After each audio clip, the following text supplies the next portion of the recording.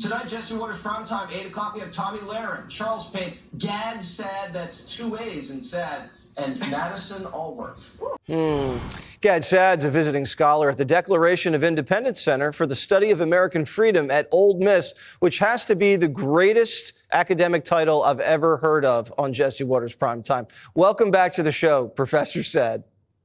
Thank you. How are you doing, Jesse? Doing great. Can you explain what's going on with the Democratic Party? I thought they'd kind of figured out what had gone wrong in November, and now they're back to the pronouns, the DEI, and land acknowledgments.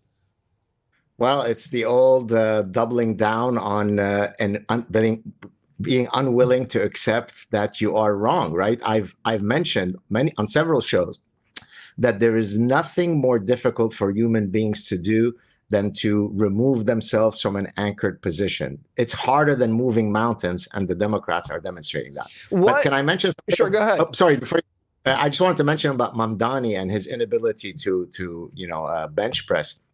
I actually talk about in The Parasitic Mind the relationship between physical formidability in men and their political orientation. And it may not surprise you to know, Jesse, that the more physically strong a man is, the less he's into egalitarianism, because strong men strive in competition, whereas wimpy men like Mamdani are going to be socialists. Let's spread the wealth. So I exactly predicted that he wouldn't be able to lift more than 5 pounds. Is that why the New York Times doesn't want Americans doing the Pete and Bobby challenge? Exactly. We don't want guys with muscles who exhibit toxic masculinity. We want guys who suck their thumb and cry when watching Bridget Jones' Diary. That's a real man.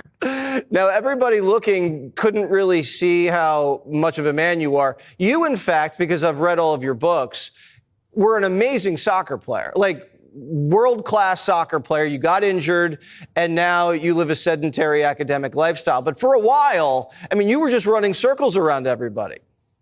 I was, and you want to know what is very humbling? Thank you for mentioning that. Is when you realize that you are now so old that your son's 10 and 11 and 12-year-old colleagues can outrun you. So thank you for at least raising my ego to my glorious past. Last week, my 13-year-old daughter beat me in a foot race, and I was going full tilt. And I haven't stopped thinking about it. I can still beat her in the Pete and Bobby challenge, though. That I can assure you. All right, Gad Saad, the most patriotic title we've ever heard. Thank you so much.